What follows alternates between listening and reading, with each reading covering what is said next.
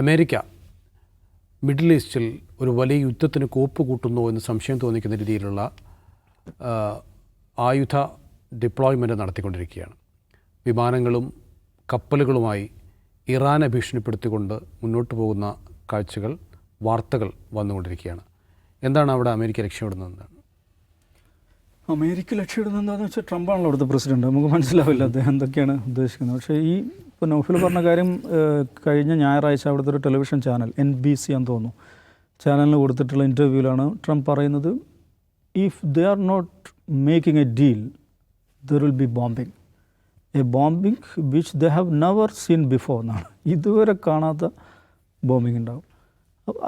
ആ വാചകങ്ങൾ മാത്രം എടുക്കുക. അപ്പം ഇപ്പോൾ ട്രംപ് ഏറ്റവും കൂടുതൽ ഉപയോഗിക്കുന്ന വാക്ക് എന്താണ്? ഡീൽ എന്നുള്ളതാണ്. How to make a deal എന്ന് പറഞ്ഞിട്ട് അദ്ദേഹത്തിൻ്റെ പുസ്തകമുണ്ട്, 87 മറ്റോ എഴുതി. അതിൽ അദ്ദേഹം പറയണ്ടേ, എൻ്റെ ജീവിതത്തിൽ ഏറ്റവും വലിയ ഉന്മാദം ഞാൻ അനുഭവിക്കുന്നത് ഒരു ഡീൽ എത്തുമ്പോഴാണ്. അപ്പോൾ if they are not making a deal there will be bombing. അപ്പോൾ ഡീലിൽ വരിക അല്ലെങ്കിൽ bombing, a bombing which they have never seen before. ഇതാണ്. അപ്പോൾ ഇത് വന്നപ്പോൾ ഓഫ് കോഴ്സ് അതിൻ്റെ പ്രതികരണങ്ങൾ ഉണ്ടായിട്ടുണ്ട്. പിന്നെ ഇറാൻ അവരുടെ IRGC ഉണ്ട്, അവരുടെ എലീറ്റ് ഫോഴ്സാണ്. അവർ ട്വിറ്ററിലൊരു വീഡിയോ പങ്കുവച്ചു. വി ആർ റെഡി എന്നുള്ളതാണ്. അവരുടെ മിസൈൽ കേപ്പബിലിറ്റീസും ഫെസിലിറ്റീസും അണ്ടർഗ്രൗണ്ട് മിസൈൽ സിറ്റി എന്നാണ് അവർ പേരിട്ടിരിക്കുന്നത്. അണ്ടർഗ്രൗണ്ട് മിസൈൽ സിറ്റീസിൻ്റെ ഒക്കെ ദൃശ്യങ്ങളൊക്കെ വെച്ചുകൊണ്ട് we are ready to fight എന്നുള്ള ഒരു മെസ്സേജാണ് അവർ കൊടുത്തിരിക്കുന്നത്. അപ്പോൾ സംഭവം എന്ന് വെച്ചാൽ ഇവരുടെ ഇറാൻ്റെ ന്യൂക്ലിയർ പ്രോഗ്രാം ഉണ്ടല്ലോ, അത് നിർത്തിവെക്കണമെന്ന് അമേരിക്കയുടെ ദീർഘകാലത്ത് ആവശ്യമാണ്. ന്യൂക്ലിയർ കേപ്പബിലിറ്റീസ് ഇറാൻ നേടാൻ പാടില്ല എന്നുള്ളതാണ്. അങ്ങനെ ഒരു നിലപാട് തന്നെ എങ്ങനെയാണ് എടുക്കുക എന്നുള്ളൊരു പ്രശ്നമുണ്ട്. ഓരോ രാജ്യത്തിനും അവരുടെ ശാസ്ത്ര സാങ്കേതിക കഴിവുകൾ വികസിപ്പിക്കുവാനോ അതിനനുസരിച്ചുള്ള കേപ്പബിലിറ്റീസ് വർദ്ധിപ്പിക്കുവാനുള്ള അവകാശം എല്ലാ രാജ്യങ്ങൾക്കും ഉണ്ട്. അപ്പം ഒരു രാജ്യത്തിന് എൻറിച്ച്ഡ് യുറേനിയം വികസിപ്പിക്കുവാൻ, യുറേനിയം കണ്ടെത്തുവാൻ അവരങ്ങനെ ഒരു നിലപാട് സ്വീകരിക്കുകയാണെങ്കിൽ ഓഫ് കോഴ്സ് അവർക്ക് ചെയ്യാവുന്നതാണ്. ബിക്കോസ് അമേരിക്കയ്ക്ക് ഇഷ്ടം പോലെ ആണവായുധങ്ങളുണ്ട്, ലോകത്ത് ഒരുപാട് രാജ്യങ്ങൾക്കുണ്ട്. ഇറാൻ ആഗ്രഹിക്കുകയാണ്, ഇറാൻ പറയുന്നത് ഞങ്ങളുടെ ഈ ഫെസിലിറ്റീസ് ഒന്നും അണുബോംബ് ഉണ്ടാക്കാൻ വേണ്ടിയിട്ടല്ല, എനർജി പർപ്പസിന് വേണ്ടിയാണ് അവർ പറയുന്നുണ്ട്. എനർജി പർപ്പസ് അല്ല ഈ പറയുന്ന ന്യൂക്ലിയർ വെപ്പൺട്രിയാണ് അവർ ഉദ്ദേശിക്കുന്നത് എന്ന് തന്നെ വിചാരിക്കുക. അത് പാടില്ല എന്ന് പറയാൻ ന്യൂക്ലിയർ ബോംബ് കൈവശം വെച്ചുകൊണ്ടിരിക്കുന്ന രാജ്യത്തിന് എന്ത് അവകാശം എന്ന ചോദ്യം അവിടെ ഉണ്ട്. പക്ഷേ അമേരിക്കയുടെ സ്റ്റേറ്റഡ് പോളിസി എന്താണ്? ഇറാൻ ന്യൂക്ലിയർ ന്യൂക്ലിയർ കേപ്പബിലിറ്റീസ് ഉണ്ടാക്കാൻ പാടില്ല. അപ്പോൾ ഇറാനെതിരെ ഒരു ഉപരോധം, എനിക്ക് തോന്നുന്നു 10-20 വർഷത്തോളമായി ഉപരോധത്തിലാണ് ഇറാൻ. ഉപരോധം പ്രഖ്യാപിച്ച് അങ്ങനെ പോവുകയാണ്. ഒബാമയുടെ കാലത്താണ് ഒരു ഡീലിൽ ഇറാനുമായിട്ട് എത്തുന്നത്. ആ ഉപരോധത്തിൽ ചില ഇളവുകളൊക്കെ കൊണ്ടുവന്നുണ്ട്. പക്ഷേ ട്രംപ് അധികാരത്തിൽ വന്നതിന് ശേഷം ആ ഇളവുകൾ വീണ്ടും പിൻവലിക്കുകയും ഇറാനെതിരായിട്ടുള്ള സമ്മർദ്ദം ശക്തമാക്കുകയും ചെയ്തു. അതിന് അവരൊരു മാക്സിമം പ്രഷർ പോളിസി എന്നാണ് അവർ പറയുക. ഈ ഇറാനെതിരെ മാക്സിമം പ്രഷർ ഉണ്ടാക്കുക. കുറച്ച് ദിവസം മുമ്പ് ട്രംപ് അവിടെ ഖാംനേയ്ക്ക് ഒരു കത്ത് അയക്കുന്നുണ്ട്, നിങ്ങൾ ഈ പരിപാടിയൊക്കെ നിർത്തണം, എന്നിട്ട് എന്നാൽ പിന്നെ നമുക്ക് ഉപരോധമൊക്കെ ഉപരോധം ഈസി ചെയ്യുന്നതിനെക്കുറിച്ചൊക്കെ ആലോചിക്കാമെന്ന് പറഞ്ഞുകൊണ്ട്. ഇറാൻ അതിനോട് റെസ്പോണ്ട് ചെയ്തിരിക്കുന്നതെന്ന് വെച്ചിട്ടുണ്ടെങ്കിൽ ഒരു ഡയറക്റ്റ് ടോക്കിന് അമേരിക്കയോട് നമ്മൾ സന്നദ്ധമല്ല. കാരണം ഈ ഉപരോധം പിൻവലിക്കാതെ ഉപരോധം നിലനിൽക്കുക അങ്ങനെ ഒരു സംഗതി സാധ്യമല്ല. ഒമാനാണ് ഇതിൽ മീഡിയേറ്ററായിട്ട് നിൽക്കുന്നത്. ഒമാൻ വഴി ഞങ്ങളുടെ സന്ദേശം ഞങ്ങൾ അമേരിക്ക കൈമാറിയിട്ടുണ്ടെന്നാണ് ഇറാൻ്റെ പ്രസിഡന്റ് പറഞ്ഞിട്ടുള്ളത്. അതാണ് ഇതുവരെയുള്ളൊരവസ്ഥ. പക്ഷേ ഇങ്ങനൊരു I will bomb if they are not making a deal there will be bombing എന്ന് പറഞ്ഞുകൊണ്ട് ഈ നൗഫൽ പറഞ്ഞ ഒരു പശ്ചിമേഷ്യയിൽ ഈ പറഞ്ഞ ഒരു യുദ്ധത്തെക്കുറിച്ചുള്ള ഒരു ആശങ്ക നിലനിൽക്കുന്നുണ്ട്.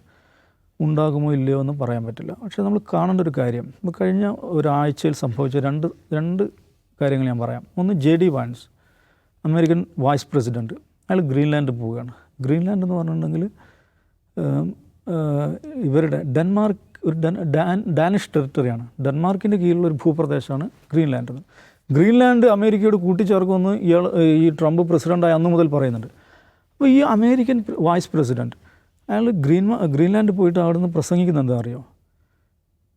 ഈ ഗ്രീൻലാൻഡിൻ്റെ സുരക്ഷയ്ക്ക് വേണ്ടിയിട്ട് ഡെൻമാർക്ക് വേണ്ടത്ര കാര്യങ്ങൾ ചെയ്യുന്നില്ല, they are not doing enough എന്നാണ്. അപ്പം ഗ്രീൻലാൻഡ് എടുക്കുന്നതിനെ കുറിച്ച് നമുക്ക് സീരിയസ് ആയി ആലോചിക്കേണ്ടി വരും. ഒന്ന് ആലോചിച്ച് നോക്കുക, ഒരു രാജ്യത്തിൻ്റെ വൈസ് പ്രസിഡൻറ്റ് മറ്റൊരു രാജ്യത്തിൻ്റെ ടെറിട്ടറിയിൽ പോയിട്ട് ആ രാജ്യം ആ ടെറിട്ടറി സംരക്ഷിക്കുന്നതിൽ ശ്രദ്ധിക്കുന്നില്ല എന്ന് പ്രസംഗിക്കുക എന്ന് പറഞ്ഞാൽ ഇങ്ങനെ ഈ ലോകത്ത് എവിടെയും സംഭവിച്ചിട്ടുണ്ടാവുക. ഇപ്പോൾ ട്രംപ് വന്നിട്ട് കേരളത്തിൽ അല്ലെങ്കിൽ തമിഴ്നാട്ടിൽ വന്ന് പ്രസംഗിക്കുകയാണ്. തമിഴ്നാട്ടിൻ്റെ വികസന കാര്യത്തിൽ മോഡി തീരെ ശ്രദ്ധിക്കുന്നില്ല എന്ന് പ്രസംഗിച്ച് അങ്ങനെ ഉണ്ടാവും? ഇങ്ങനെ ലോകത്ത് ആരെയും ചെയ്യുമോ? നമ്മൾ ഡിപ്ലോമാറ്റിക് പ്രാക്ടീസിൽ, ഇൻ്റർനാഷണൽ പൊളിറ്റിക്സിൽ ഇങ്ങനെ ഒരു സംഗതി ഉണ്ടോ? പക്ഷേ ഈ ചങ്ങായി വന്നിട്ട് അങ്ങോട്ട് പ്രസംഗിക്കുകയാണ്. ഡാനിഷ് ടെറിട്ടറിയിൽ വന്നിട്ടാണ് ഡാനിഷ് ഗവൺമെൻറ്റിനെതിരെ അയാൾ സംസാരിക്കുന്നത്. ഈ മട്ടിലുള്ള യാതൊരു തരത്തിലുള്ള ഈ ഇൻ്റർനാഷണൽ റൂൾസോ അല്ലെങ്കിൽ ഡിപ്ലോമാറ്റിക് എറ്റിക്വറ്റ്സോ ഒന്നും ബാധകമല്ലാത്ത ഒരു വിഭ്രാന്തിയുടെ ഒരവസ്ഥയിലേക്കാണ് ഈ ലോകത്തെ വൻ ശക്തിയായിട്ടുള്ള ഒരു രാജ്യത്തിൻ്റെ ഭരണകൂടം മാറുന്നത്. ഇതേ ആഴ്ചയിൽ സംഭവിച്ച മറ്റൊരു കാര്യമാണ് റഫേൽ ഗസയിൽ 14 അവിടുത്തെ റെഡ് ക്രസൻറ്റിൻ്റെ ഈ മെഡിക്കൽ റെസ്ക്യൂ ടീം അവരെ കാണുന്നില്ല. അപ്പോൾ അവിടുത്തെ ഹെൽത്ത് വർക്കേഴ്സ് അന്വേഷിച്ച് പോകുമ്പോൾ കാണിച്ച് ഇവരെല്ലാവരെയും കയ്യിൽ പിറകിൽ കെട്ടിയിട്ട് മണലിൽ കുഴിച്ചിട്ട നിലയിൽ കാണുകയാണ്. കൊന്ന് കുഴിച്ചിട്ടിരിക്കുകയാണ്. അവരുടെ ആംബുലൻസ് അടക്കം കുഴിച്ചിട്ടിരിക്കുകയാണ്. ഇൻ്റർനാഷണൽ റെഡ് ക്രസൻറ്റ് സൊസൈറ്റി എന്നൊക്കെ പറയുന്നത് ലോകത്തെല്ലായിടത്തും അംഗീകരിക്കപ്പെട്ട ഈ മെഡിക്കൽ റെസ്ക്യൂവിന് വേണ്ടിയിട്ടുള്ള, പ്രത്യേകിച്ച് ഇങ്ങനത്തെ ദുരന്ത ഭൂമികളിൽ മെഡിക്കൽ ഓപ്പറേഷൻ നടത്തുന്ന അന്താരാഷ്ട്ര തലത്തിൽ അംഗീകരിക്കപ്പെട്ട ബോഡിയാണ്. അപ്പോൾ അതിൻ്റെ വോളണ്ടിയേഴ്സിനെയാണ്, അവരുടെ മെഡിക്സ് ആൻഡ് പാരാമെഡിക്സ് ടീമിനെയാണ് പിടികൂടി പിറകിൽ കൈകെട്ടി തലയ്ക്ക് വെടിവെച്ച് അവരുടെ ആംബുലൻസ് സഹിതം മണ്ണിൽ കുഴിച്ചിട്ടിരിക്കുന്ന ഒരു രാജ്യം. ഈ ലോകത്ത് വല്ല ചലനമോ വല്ല അനക്കം ഉണ്ടായോ? ഒന്ന് ആലോചിച്ച് നോക്കും. വേറെ ഏതെങ്കിലും രാജ്യമാണ് റെഡ് ക്രോസിൻ്റെ അല്ലെങ്കിൽ റെഡ് ക്രസൻറ്റിൻ്റെ വോളണ്ടിയേഴ്സിനെ ഇങ്ങനെ ചെയ്യുന്നതെങ്കിൽ അതുണ്ടാക്കുന്ന ആഘാതം ഒന്ന് ആലോചിച്ച് നോക്കും. ലോകത്ത് ഒരു വിഷയമേ ആകുന്നില്ല എന്ന് പറഞ്ഞാൽ അതിൻ്റെ അർത്ഥം എന്താണ്? 2ാം ലോക മഹായുദ്ധത്തിന് ശേഷം ഉണ്ടായ ഐക്യരാഷ്ട്രസഭ കേന്ദ്രീകരിച്ചിട്ടുണ്ടായിട്ടുള്ള ഒരു വേൾഡ് ഓർഡർ ഉണ്ട്. ഏതോ നിലക്കുള്ള ഒരു ലോകക്രമം നിലനിൽക്കുന്നത്. നമ്മുടെ ലോകത്തെ കയോട്ടിക് ആകാതെ, ആകെ അസ്വസ്ഥമാകാതെ, കലുഷിതമാകാതെ നിലനിർത്തുന്ന ഒരു സംവിധാനം നിലനിൽക്കുന്നുണ്ട്. അത് എന്തൊക്കെയാണ്? ഇൻ്റർനാഷണൽ ലോ ആണ്, ഡിപ്ലോമാറ്റിക് പ്രാക്ടീസസ് ആണ്, ഇങ്ങനെയുള്ള ജനേവ കൺവെൻഷനാണ്, ഐക്യരാഷ്ട്രസഭയുടെ പ്രമേയങ്ങളാണ്. ഇങ്ങനെയുള്ള നിരവധി ക്രമീകരണങ്ങളിലൂടെയാണ് ഈ ലോകം നിലനിൽക്കുന്നത്. വലിയ കുഴപ്പമില്ലാതെ നിലനിന്ന് പോകുന്നത്. ആ ചരടുകളെ വെട്ടിമാറ്റുന്ന, ആ ചരടുകളെ ഈ ലോകത്തെ നിലനിർത്തുന്ന ത്രെഡുകളുണ്ടല്ലോ, കോമൺ ത്രെഡുകൾ, ഈ ത്രെഡുകളെ വെട്ടുകയോ ദുർബലപ്പെടുത്തുകയോ അതിൻ്റെ പിരിയഴിക്കുകയോ ചെയ്യുന്ന പരിപാടികളാണ് ഈ ട്രംപും വാൻസും അയാളുടെ ടീം മെഗാ റിപ്പബ്ലിക്കൻസ് ആണ്. മേക്ക് അമേരിക്ക ഗ്രേറ്റ് അഗൈൻ എന്നാണ് mega people, mega crazy people, ഈ മെഗാ ലുനാറ്റിക്സ് എന്ന് പറയാവുന്ന ഈ ടീം ചെയ്തുകൊണ്ടിരിക്കുന്നതാണ്. എന്ന് പറഞ്ഞാൽ ഈ ലോകക്രമം, 2ാം ലോക മഹായുദ്ധത്തിന് ശേഷം ഫോം ചെയ്യപ്പെട്ട ആ ലോകക്രമം, അതിൻ്റെ അടിത്തറ ഇളക്കുന്ന പരിപാടികളാണ് ഈ ചങ്ങായി ചെയ്തുകൊണ്ടിരിക്കുന്നത്. അതുകൊണ്ട് ഇയാൾ ഇറാനിൽ പോയി ബോംബിടുമെന്ന് ചോദിച്ചാൽ ബോംബിടാൻ തന്നെയാണ് സാധ്യത.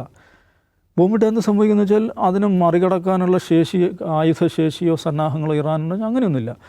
പക്ഷേ അങ്ങനെ ഈ മിലിറ്ററി ഹാർഡ്വെയറിൻ്റെ കാര്യത്തിൽ ഇറാൻ്റെ എത്രയോ മേലെയാണ് അമേരിക്ക നിൽക്കുന്നത്. ആ ഒരു ഹാർഡ് പവർ ഉപയോഗിച്ച് ഇറാനെ തകർക്കുവാൻ, നശിപ്പിക്കുവാൻ, ഒരുപാട് ആളുകളെ കൊല്ലാൻ അമേരിക്ക സാധിക്കുമായിരിക്കും.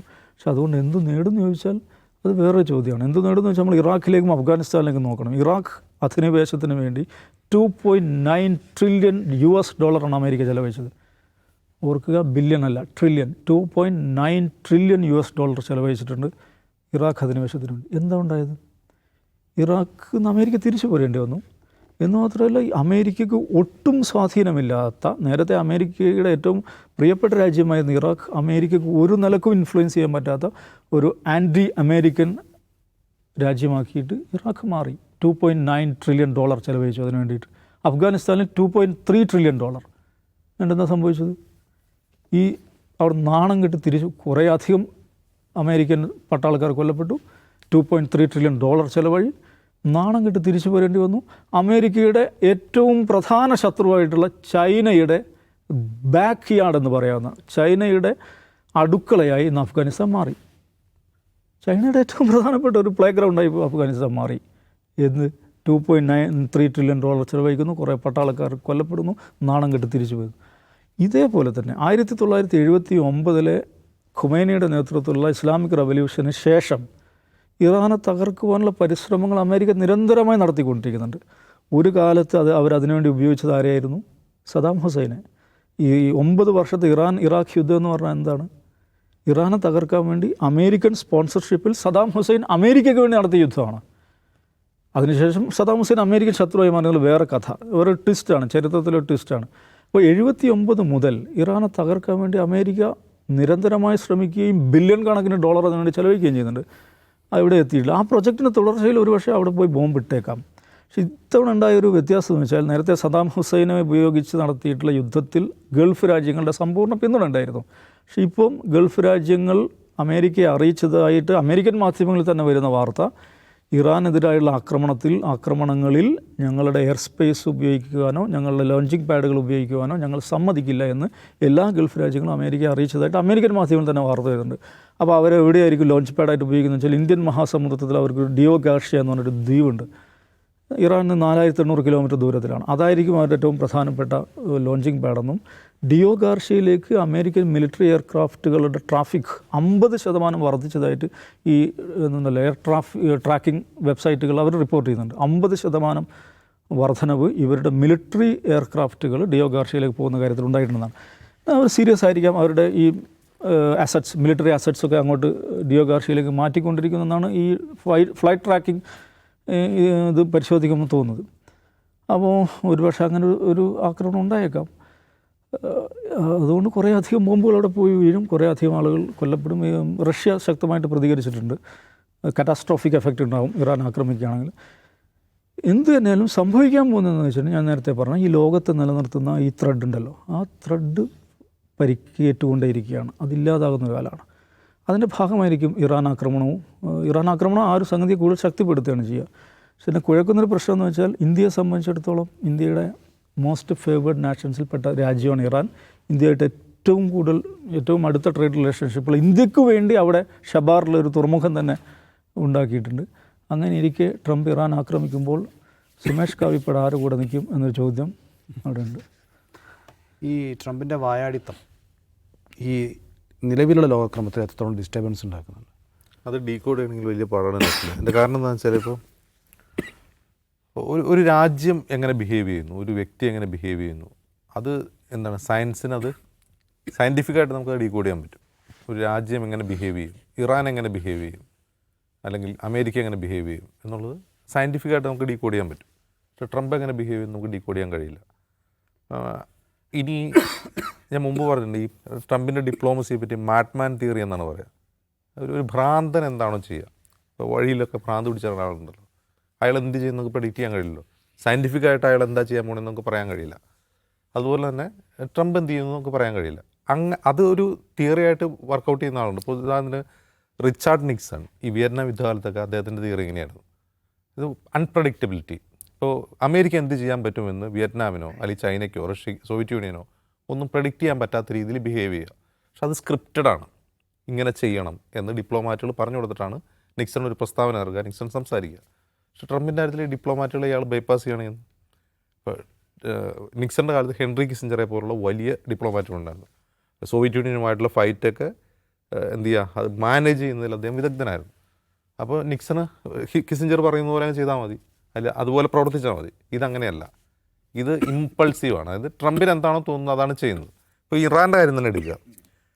ഇറാനും അമേരിക്കയും തമ്മിൽ ഒപ്പുവെച്ച, അമേരിക്ക മാത്രമല്ല മറ്റ് യൂറോപ്യൻ രാജ്യങ്ങളും വൻ ശക്തി രാജ്യങ്ങളുമായിട്ട് ഒപ്പുവെച്ച ആണവ കരാറുണ്ട്.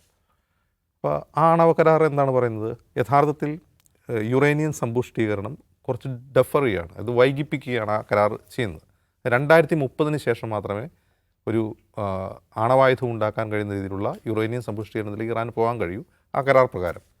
ട്രംപ് അധികാരത്തിൽ ഉടനെ എന്താ പറയുന്നത്, the worst deal ever made എന്നാണ് അദ്ദേഹം പറയുന്നത്. അത് ഉണ്ടാക്കിയിട്ടുള്ള ഏറ്റവും മോശം ഡീലാണത് എന്നാണ്. ആക്ച്വലി അതൊരു ഡീലല്ല, അതൊരു രാജ്യത്തെ പ്രധാനപ്പെട്ട രാജ്യങ്ങളിൽ നിന്ന് ഒരുപാട് നാളുകൾ ചർച്ച ചെയ്തുണ്ടാക്കിയ ഒരു കരാറാണ്. അതിനെ ട്രംപ് വിശേഷിക്കുന്ന ഡീൽ എന്നാണ്. എന്നിട്ട് അതിൽ നിന്ന് പിന്മാറി അപ്പോൾ നമ്മൾ വിചാരിക്കുന്നത് എന്താണ്, ഭയങ്കര പ്രശ്നം, ഇനിയിപ്പോൾ ഇറാനും യു എസും തമ്മിൽ യുദ്ധം ഉണ്ടാവും എന്നെല്ലാവരും പ്രതീക്ഷാസം. 2018 അദ്ദേഹം പിന്മാറുന്നത്. പക്ഷേ യുദ്ധമൊന്നും ഉണ്ടായില്ല. ഇപ്പോൾ അമേരിക്ക ആസ് എ നേഷൻ ചെയ്തിട്ടുള്ള യുദ്ധക്കുറ്റകൃത്യങ്ങളുണ്ട്, അധിനിവേശങ്ങൾ യുദ്ധക്കുറ്റകൃത്യം വെച്ച് നോക്കുമ്പോൾ ട്രംപിൻ്റെ കാലം ഫാർ ബെറ്ററാണ്. അർത്ഥത്തിൽ ട്രംപ് ഒരു യുദ്ധം ചെയ്തിട്ടില്ല, ട്രംപ് ഒരു രാജ്യത്തെ അങ്ങോട്ട് പോയി ആക്രമിക്കാൻ പോയിട്ടില്ല. എന്ന് മാത്രമല്ല ഉത്തര കൊറിയൻ മേധാവി കിം ജോങ് ഉന്നെ നേരിട്ട് പോയി കണ്ട് കെട്ടിപ്പിടിച്ച് സംസാരിച്ച് ഫുഡും കഴിച്ച് തിരിച്ചു വന്ന ആളാണ്. ഇപ്പോൾ ഉത്തര കൊറിയ ഒരു പ്രശ്നമാണ് അമേരിക്കയുടെ മുമ്പിൽ. ആ അർത്ഥത്തിൽ ഉത്തര കൊറിയ പ്രശ്നമേ അല്ലല്ലോ. ഇപ്പോൾ റഷ്യ അമേരിക്ക, റഷ്യ യൂറോപ്പ് സംഘർഷം മൂർച്ഛിക്കും എന്ന് പ്രതീക്ഷിച്ചപ്പോൾ റഷ്യ അമേരിക്ക പ്രശ്നങ്ങളില്ല. എന്ന് മാത്രമല്ല ട്രംപ് പുട്ടിൻ്റെ വലിയ ആരാധകനാണ്. ചൈന US ട്രേഡ് വാർ മൂർച്ഛിക്കാൻ പോവുകയാണ്, ട്രംപ് വരാൻ പോവുകയാണ്. രണ്ടാം ട്രംപിൽ ചൈനയും റഷ്യയും തമ്മിൽ അമേരിക്കയും തമ്മിലുള്ള പ്രശ്നമുണ്ടോ? അപ്പോൾ ഉദാഹരണത്തിന് തെക്കൻ ചൈന സമുദ്രത്തിൽ ഫിലിപ്പീൻസിനോട് ചേർന്ന കുറേ ദ്വീപ സമൂഹങ്ങളിൽ ചൈന സൈനിക താവളം ഉണ്ടാക്കുന്നു, അമേരിക്ക എതിർക്കുന്നു. വലിയ സംഘർഷമായിരുന്നു.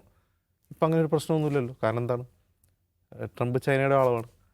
അപ്പോൾ എന്തുകൊണ്ട് ഇറാനെ മാത്രം എന്ന് ചോദിക്കുമ്പോൾ അത് നമുക്കതിന് ഉത്തരവൊന്നുമില്ല പ്രത്യേകിച്ച് പറയാം. കാരണം 2018 ആ കരാറിൽ നിന്ന് പിന്മാറി 2020 ഖാസിം സുലൈമാനിയെ വധിക്കുന്ന ട്രംപിൻ്റെ കാലത്താണ്. അപ്പോൾ ട്രംപിൻ്റെ ഇപ്പോഴത്തെ ബിഹേവിയറിനെ ഈ ആഴത്തിൽ പഠിക്കുന്ന ആളുകൾ വിശേഷിപ്പിക്കുന്നത് എന്താണെന്ന് വെച്ചാൽ, ഈ ട്രംപിൻ്റെ തെരഞ്ഞെടുപ്പിന് തൊട്ട് മുമ്പ് റാലിയിൽ അദ്ദേഹത്തിന് ഒരു വധശ്രമം ഉണ്ടായിരുന്നു. ആ വധശ്രമം ഉണ്ടായപ്പോൾ അത് ആരാണ് ചെയ്യുന്നതിന് ഇപ്പോഴും അതിൻ്റെ ഉദ്ദേശം എന്താണ്, ഇൻറ്റൻഷൻ എന്താണെന്ന് ഇപ്പോഴും മനസ്സിലായിട്ടില്ല. അതിനുശേഷം FBI നടത്തിയിട്ടുള്ള അന്വേഷണത്തിൽ ട്രംപിൻ്റെ ഭാഗത്ത് നിന്ന് നൽകുന്ന വിശദീകരണം തനിക്കെതിരെ 3-4 വധശ്രമങ്ങൾ ഉണ്ടായിട്ടുണ്ട്. FBI തന്നെ ഒരാളെ, ഒരു ഇറാനിൽ താമസിക്കുന്ന ഒരാൾ, അയാൾ അഫ്ഗാൻ സ്വദേശിയാണ്, അറസ്റ്റ് ചെയ്തിരുന്നു. ഷാക്കിരി എന്ന് മറ്റാണ് അദ്ദേഹത്തിൻ്റെ പേര്. അപ്പോൾ അദ്ദേഹം, ഈ ഷാക്കിരി ഇറാന് വേണ്ടി ഇദ്ദേഹത്തെ കൊല്ലാൻ വേണ്ടി ഒരു പ്ലോട്ട് ഉണ്ടാക്കിയിട്ടുണ്ടായിരുന്നു എന്നാണ് FBI പറയുന്നത്. അപ്പോൾ 3-4 അസാസിനേഷൻ പ്ലോട്ടുകൾ ഇറാൻ ട്രംപിനെതിരെ നടത്തിയിട്ടുണ്ട് എന്നാണ് ട്രംപ് ആരോപിക്കുന്നത്. അതിന് കൊറാബറേറ്റീവ് തെളിവുകളൊന്നുമില്ല. ഇനി ട്രംപ് ഖാംനയ്ക്ക് ഒരു കത്ത് കൊടുക്കുന്നു, വരൂ നമുക്ക് ഡീൽ ഉണ്ടാക്കാം എന്ന് പറഞ്ഞ് കത്ത് കൊടുക്കുമ്പോൾ ഖാംനൈ എങ്ങനെ പ്രതികരിക്കുന്നത്? ട്രംപുമായിട്ട് നമുക്ക് സംസാരിക്കാൻ കഴിയില്ല എന്നാണ് ഖാംനൈ പറയുന്ന കാര്യം. അത് ദാറ്റ്സ് നോട്ട് വൈസ്, അതൊരു ബുദ്ധിപരമായ നീക്കമല്ല. ട്രംപുമായിട്ട് എന്തെങ്കിലും കാര്യത്തിൽ ഡീൽ ഉണ്ടാക്കുക എന്നുള്ളത് ബുദ്ധിപരമായ ഒരു കാര്യമല്ല. കാരണം ഈ വൻ ശക്തി രാജ്യങ്ങളും ഇറാനും ചേർന്നുണ്ടാക്കിയ കരാറിന് ഡീൽ എന്ന് വിളിച്ച് അതിന് പിന്മാറിയ ആളാണ് ട്രംപ്. എന്നിട്ട് ഇയാളോടായിട്ട് എന്ത് കരാറിനാണ് സംസാരിക്കുക ഇറാനെ സംബന്ധിച്ച്? ഇപ്പോൾ ഇറാൻ്റെ മുമ്പിൽ അവർ ഇത്രയും നാൾ പുലർത്തി പോകുന്ന, അതായത് 80 മുതൽ പുലർത്തി പോകുന്ന ഒരു നിലപാടുണ്ട്, സൈലൻസ് എന്നൊക്കെ പറയാവുന്ന ഒരു നിലപാട്. അതേ അവർക്ക് പറ്റുള്ളൂ, വേറെ ഒന്നും ചെയ്യാൻ കഴിയില്ല അവർക്ക്. എന്തായിരിക്കും ട്രംപ് മുന്നോട്ട് വയ്ക്കുന്ന നെഗോഷിയേഷൻ? എന്ത് ചെയ്യണമെന്നായിരിക്കും? ഈ യുറേനിയം എൻറിച്ച്മെൻറ്റ് നിർത്തുക എന്നാണോ? അതല്ല ഇസ്രായേലിന് ഭീഷണിയാവുന്ന തരത്തിലുള്ള ആയുധങ്ങളൊക്കെ മാറ്റുക എന്നാണോ? ഒന്നും പറയാൻ പറ്റില്ല. അപ്പോൾ ട്രംപുമായിട്ട് സംസാരിക്കുക എന്നുള്ള വഴി കാണുന്ന ഒരു പ്രാന്തനുമായിട്ട് സംസാരിക്കുന്ന പോലെയാണെന്ന് ഖാംനയ്ക്ക് അറിയാം. ഇനി ഇതൊരു ലോകയുദ്ധത്തിലേക്ക് പോകുമോ, ഒരു വലിയ പ്രശ്നത്തിലേക്ക് പോകുമോ എന്ന് ചോദിച്ചാൽ, കഴിഞ്ഞ നൂറ്റാണ്ടിൽ 20ാം നൂറ്റാണ്ട് തുടക്കത്തിൽ, അതായത് 20ാം നൂറ്റാണ്ട് തുടങ്ങി അതിൻ്റെ പകുതി വരെ രണ്ട് ലോകമായുധങ്ങൾ കണ്ടു. ഒരു ഫാഷിസ്റ്റ് രാജ്യം ഉദയം കൊണ്ടു, ഒരു നാസി രാജ്യം ഉദയം കൊണ്ടു. ലക്ഷക്കണക്കിന് മനുഷ്യരെ യുദ്ധങ്ങളിലും അല്ലാതെയും കൊന്നൊടുക്കിയിട്ടുണ്ട്. അത് വെച്ച് നോക്കുമ്പോൾ 21ാം നൂറ്റാണ്ടിൽ 2 അധിനിവേശങ്ങൾ കഴിഞ്ഞു അമേരിക്കയുടെ. ഒന്ന് അഫ്ഗാൻ അധിനിവേശവും ഇന്ന് ഇറാഖ് അധിനിവേശവും. 5-10 ലക്ഷം മനുഷ്യരെ കൊന്നത്. അതായത് ഹിറ്റ്ലർ കൊന്ന അത്രയൊക്കെ ഇവിടെയും കൊന്നിട്ടുണ്ട്. അത് രണ്ടും കഴിഞ്ഞിട്ടുണ്ട്. ഇനിയിപ്പോൾ എന്താ സംഭവിക്കാൻ പോകുന്നത്? ഇനി ഈ ഇസ്രായേൽ ഫലസ്തീൻ കോൺഫ്ലിക്റ്റ് വീണ്ടും ഉയർന്നു വന്നിരിക്കുന്നു, അതൊരു പ്രശ്നമായി നിൽക്കുന്നു.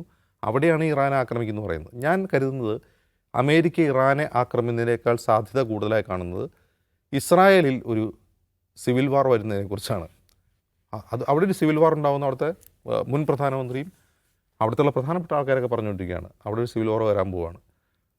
ഇസ്രായേലിൻ്റെ ഡൊമസ്റ്റിക് രാഷ്ട്രീയത്തിൽ വരാൻ പോകുന്ന മാറ്റങ്ങളായിരിക്കും ഇനി ലോകരാഷ്ട്രീയത്തെ മാറ്റാൻ പോകുന്നതാണ് എനിക്ക് തോന്നുന്നത്. അതല്ലാതെ ഈ പറയുന്ന രീതിയിൽ അമേരിക്ക നാളെ പോയി ഇറാൻ്റെ ന്യൂക്ലിയർ ഫെസിലിറ്റീസിൽ ബോംബിടുക എന്നുള്ളത് അതർവൈസ് ട്രംപിന് അങ്ങനെ തോന്നിയില്ലെങ്കിൽ സാധ്യമല്ല എന്നാണ് എനിക്ക് തോന്നുന്നത്.